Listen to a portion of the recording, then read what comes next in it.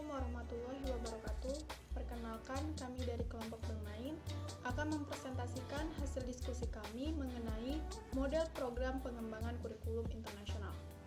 Dengan anggota kelompok, perkenalkan, nama saya Cindy Zakia sebagai penyaji pertama, Mardia sebagai penyaji kedua, Ades Fianti sebagai penyaji ketiga, Bevi Yulinda Pratiwi sebagai penyaji keempat, Monika Sales Julita sebagai penyaji kelima, Titin Rahayu sebagai penyaji keenam, Cindy Rahmawati sebagai penyaji ketujuh, Tiara Amelia sebagai penyaji kedelapan, dan yang terakhir adalah Sheila Julianti sebagai penyaji kesembilan. Setelah di sini saya akan membahas mengenai model pengembangan kurikulum internasional. Sekolah bertaraf internasional merupakan sekolah yang sudah memenuhi 10 standar nasional pendidikan dan diperkaya dengan mengacu pada standar pendidikan salah satu negara anggota Organization for Economic Cooperation and Development atau OECD dan atau negara maju lainnya yang mempunyai keunggulan tertentu dalam bidang pendidikan sehingga memiliki daya saing di forum internasional. Kurikulum pendidikan internasional menekankan baik pada isi maupun proses pendidikan sekaligus isi pendidikan terdiri atas problem-problem nyata yang aktual yang dihadapi dalam kehidupan di masyarakat. Proses pendidikannya berbentuk kegiatan-kegiatan belajar kelompok yang mengutamakan kerjasama baik antara peserta didik, antara peserta didik dengan guru maupun antara peserta didik dan guru dengan sumber-sumber belajar yang lain. Kegiatan penilaian dilakukan baik terhadap hasil maupun proses belajar. Guru-guru melakukan kegiatan penilaian sepanjang kegiatan belajar. Kurikulumnya dikategorikan sebagai kurikulum interaksi atau kurikulum yang berpusat pada masalah atau kurikulum rekonstruksi sosial. Diperkaya dengan mengacu pada kurikulum salah satu negara anggota OECD dan atau negara maju lainnya yang mempunyai keunggulan tertentu dalam bidang pendidikan, dapat dilaksanakan dengan dua cara. Yang pertama, adaptasi. Adaptasi merupakan penyesuaian kompetensi atau unsur-unsur tertentu yang sudah ada pada SI atau SKL dengan mengacu pada kurikulum salah satu negara anggota OECD dan atau negara maju lainnya yang mempunyai keunggulan tertentu dalam bidang pendidikan. Yang kedua yaitu adopsi, yaitu penambahan kompetensi atau unsur-unsur tertentu yang belum ada dalam SI atau SKL dengan mengacu pada kurikulum salah satu negara anggota OECD dan atau negara maju lainnya yang mempunyai keunggulan tertentu dalam bidang pendidikan. Mungkin itu saja, selanjutnya akan dibacakan oleh Saudari Mardia. Di sini saya akan melanjutkan pemaparan dari Saudari Cindy Zakia tentang kurikulum SBI. Kurikulum SBI adalah kurikulum operasional yang disusun dan dilaksanakan oleh masing-masing satuan pendidikan, mengacu pada standar kompetensi lulusan dan standar isi, yang diperkaya dengan mengacu pada kurikulum salah satu negara anggota Organization for Economic Cooperation and Development atau OECD dan negara maju lainnya yang mempunyai keunggulan tertentu dalam bidang pendidikan sehingga memiliki daya saing di forum internasional. Selanjutnya, standar isi.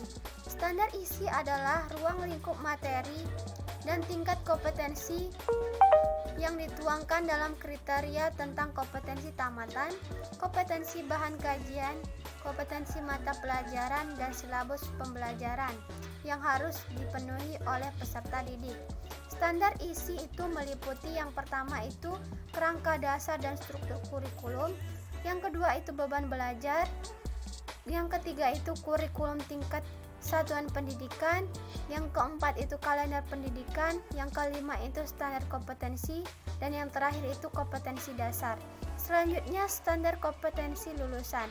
Standar kompetensi lulusan adalah kualifikasi kemampuan lulusan yang mencakup sikap, pengetahuan, dan keterampilan. Standar kompetensi lulusan itu terdiri dari 3. Yang pertama itu SKL satuan pendidikan, yang kedua itu SKL kelompok mata pelajaran, dan yang terakhir itu SKL mata pelajaran. Cambridge International. Cambridge Kurikulum Internasional merupakan kurikulum internasional yang diciptakan di Inggris di bawah naungan Universitas Cambridge. Penggunaan kurikulum ini sudah diakui oleh dunia internasional, terutama pada tingkat sekolah internasional. Ada 4 hal yang menjadi titik fokus dari kurikulum ini. Di antaranya adalah cara pandang internasional, metode pendidikan yang mutakhir dan modern, dan memberikan kesempatan seluas-luasnya kepada peserta didik untuk melanjutkan pendidikan di universitas terbaik. Melalui kurikulum ini, nantinya juga para siswa diajarkan untuk berpikir kritis dan analitis. Kemudian diajarkan pula mengenai presentasi hingga menyelesaikan sebuah masalah. Dengan demikian harapannya ke depan para siswa mampu lebih bicara di depan publik dan percaya diri. Yang kedua, Montessori, kurikulum internasional. Berikutnya adalah Montessori. Akan tetapi, kurikulum ini tidak diterapkan pada semua jenjang pendidikan. Penerapannya hanya terbatas pada prasekolah dan sekolah dasar. Penekanan kurikulum ini lebih mengacu pada aktivitas pengembangan dan pengarahan diri pada anak. Dalam pengembangan tersebut, anak atau peserta didik akan mendapatkan pengamatan dari pendidik. Pada metode kurikulum Montessori juga mementingkan pada penyesuaian diri anak-anak atau peserta didik pada lingkungan belajar mereka. Tentu hal tersebut disesuaikan dengan tingkat perkembangannya, termasuk pula aktivitas fisik saat mereka menyerap konsep akademis maupun keterampilan dari praktek yang diarahkan pengajar. Violinda Pratiwi akan melanjutkan pemaparan dari Saudari Ades. 3. Singaporean Primary School Curriculum. Pada tataran Asia, kurikulum internasional Singapore Primary Curriculum dikenal sebagai yang terbaik. Mengapa demikian? Hal tersebut dikarenakan pada kurikulum memiliki dasar pemikiran bahwa setiap anak memiliki bakat maupun minat tersendiri, maka tidaklah heran jika pendekatannya lebih fleksibel dalam mengembangkan kemampuan maupun potensi yang dimiliki oleh anak. Meskipun begitu, kurikulum ini tetap mengajarkan beberapa pelajaran utama seperti matematika, sains, bahasa Inggris, seni, dan ilmu sosial. International Baccalaureate (IB) Kurikulum merupakan akronim dari International Baccalaureate.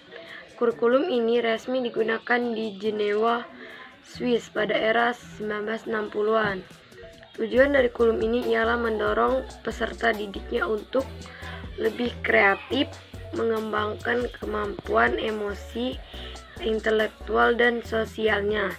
Namun, apabila sekolah ingin menerapkan kurikulum internasional ini harus mendapatkan izin secara resmi dari induk organisasi IB. Di kurikulum IB, para siswa atau anak-anak ditekankan pada pengembangan program agar anak menjadi aktif dan lebih peduli terhadap lingkungan sekitarnya. Para siswa juga diajarkan berpartisipasi aktif dalam belajar mengajar. International Primary Curriculum. Terakhir, kurikulum internasional yang cukup banyak diterapkan di sekolah internasional di Indonesia adalah International Primary Curriculum. Hal utama yang menjadi fokus IPC ialah berorientasi pada student-centered education. Dengan kata lain, di sini pembelajaran akan terpusat pada peserta didik. Poin utamanya, para siswa tidak memiliki kewajiban untuk menghafal. Sebagai gantinya, mereka diajarkan untuk selalu mengingat hal baru yang mereka pelajari, khususnya melalui aktivitas menarik dan menjadikan sebagai pengalaman belajar yang seru. Tujuan dari penerapan kurikulum ini selain membentuk karakter dan kepribadian, juga agar para siswa mampu beradaptasi dalam lingkungan berskala global. Untuk beberapa kurikulum internasional yang diterapkan di Sekolah Internasional Indonesia sebagai orang tua Anda bisa memiliki atau memilih sekolah dengan salah satu kurikulum di atas dengan menyesuaikan kemampuan anak. Pembelajaran Montessori merupakan pendekatan yang dirancang untuk mendukung pengembangan anak secara alami. Model pembelajaran Montessori ini mempersiapkan anak-anak untuk memahami lingkungan sekitar dengan baik. Metode pembelajaran Montessori merupakan metode pendidikan yang diperkenalkan oleh seorang penganut agama Katolik. Metode Montessori mengacu kepada pembelajaran yang dikembangkan oleh Maria Montessori, seorang dokter wanita Italia pada tahun 1870.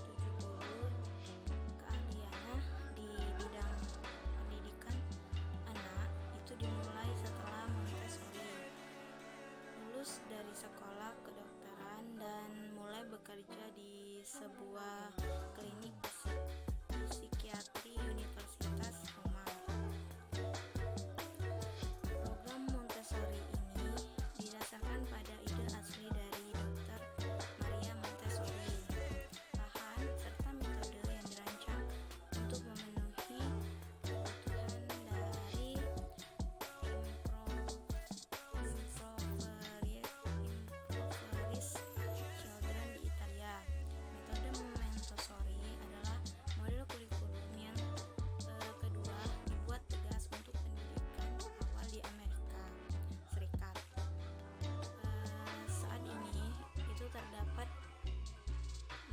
variasi yang luas dan interpretasi dari prinsip-prinsip Montessori.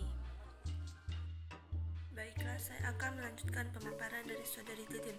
5 prinsip dasar yang mewakili pendidikan Montessori yang diterapkan dalam berbagai jenis program, antara lain: A. Menghormati anak. Model pembelajaran Montessori menekankan pada rasa saling menghormati antara guru dengan murid dan murid dengan guru. B. Menyerap pikiran anak. Konsep pemikiran Montessori dalam menyerap pemikiran anak yaitu agar seorang guru mampu memahami bahwa anak-anak belajar dari lingkungan. C. Periode sensitif. Periode sensitif merupakan kondisi ketika anak-anak lebih rentan terhadap perilaku tertentu dan dapat belajar keterampilan khusus muda. Periode sensitif mengacu pada sensibilitas khusus yang mengakuisisi dalam keadaan infantil dan lingkungan yang siap. Anak-anak belajar melakukan sesuatu dengan baik melalui lingkungan. Autoeducation atau jati diri pendidikan. Montessori menanamkan konsep bahwa anak-anak mampu mendidik diri mereka sendiri. Autoeducation atau juga dikenal sebagai diri pendidikan. C. The Creative Curriculum Model. Sengaja kita berbeda sebagai referensi bagi guru, pengelola, atau pembuat kebijakan yang mungkin bermanfaat dalam pengembangan kurikulum yang tepat. A. Tujuan kurikulum ini untuk membantu anak menjadi peserta didik yang antusias, mendorong mereka menjadi penjelajah aktif, kreatif, tidak takut untuk mencoba ide-ide mereka. Tujuan akhirnya membantu anak untuk menjadi diri sendiri dan percaya diri. B yaitu prinsip dasar. Prinsip dasar terbagi menjadi 10 di sini. Yang pertama yaitu tidak jauh berbeda dengan kurikulum lainnya. The Creative Curriculum juga fokus kepada pengembangan sosial, emosional, kognitif, dan fisik. Yang kedua yaitu memberikan luang besar kepada anak untuk belajar dengan cara mereka sendiri dengan berkecepatan masing-masing. Yang ketiga yaitu anak didorong agar memiliki positif terhadap diri mereka sendiri. Yang keempat yaitu anak tidak hanya belajar dan mengulangi dari orang lain. Yang kelima, sama dengan Montessori, Ki Hajar Dewantara atau Yayasan Beribude Kurikulum juga menggunakan pembelajaran latihan indera mendengar, melihat, mencium, dan mencicip. Yang keenam yaitu anak juga belajar simbol-simbol untuk mengembangkan pemikiran simbolis anak. Yang ketujuh yaitu lingkungan belajar menggunakan area. Yang kedelapan yaitu isi kelas terdiri dari bangunan, alat, bahan seperti tanda liat, pasir, air, cat, pensil, ember, sekop, dan rayon. Yang kesembilan yaitu tidak memberikan hukuman termasuk reward kepada anak. Yang kesepuluh yaitu di Creative Curriculum menganggap rumah dan sekolah anak adalah dunia yang paling terpenting bagi anak. Lingkungan belajar di Creative Curriculum mematok 11 area belajar. Setiap area terdiri dari beberapa tujuan atau bidang yang dipelajari, yaitu area balok, terdiri dari literatur tentang balok, matematika, fisika, sains, ilmu bumi dan lingkungan, ilmu sosial, seni, dan teknologi. Area bermain drama, literatur tentang drama, matematika, fisika, ilmu sosial, seni, dan teknologi. Area bermain atau fly, literatur matematika, ilmu tumbuhan dan hewan, ilmu sosial, seni, dan teknologi. Area seni, literatur matematika, ilmu bumi dan lingkungan, ilmu sosial, seni, dan teknologi. Area pustaka, keaksaraan, matematika, ilmu sosial, seni, dan teknologi. Area pasir dan air atau buku-buku tentang bermain pasir dan air, matematika, ilmu fisika, ilmu sosial, dan teknologi. Area musik dan gerak, literatur matematika, fisika, ilmu sosial, seni, dan teknologi. Area penemuan discovery, literatur matematika, ilmu alam, ilmu sosial, seni, dan teknologi. Area bermain komputer, matematika, ilmu komputer, ilmu sosial, seni, dan teknologi. Pengalaman memasak, matematika, ilmu cara memasak, ilmu sosial, seni, dan teknologi. Area bermain outdoor, matematika, ilmu bumi dan lingkungan, ilmu sosial, seni, dan teknologi. D. Peran guru. The Creative Curriculum menggarisbawahi peran guru sebagai berikut. Pertama, menunjukkan sikap mendorong munculnya kreativitas. Kedua, mendorong dalam bermain kreatif atau imajinatif. Ketiga, menjaga sikap untuk tidak menghakim. Keempat, memuji sikap kreatif. Kelima, mengajukan banyak pertanyaan. Keenam, membantu anak mengembangkan kreativitas seperti melalui permainan curah pendapat kegiatan seni. Ketujuh, menghindari semua hal yang melumpuhkan kreativitas anak melalui pengamatan dan menyaksikan selama anak-anak bekerja.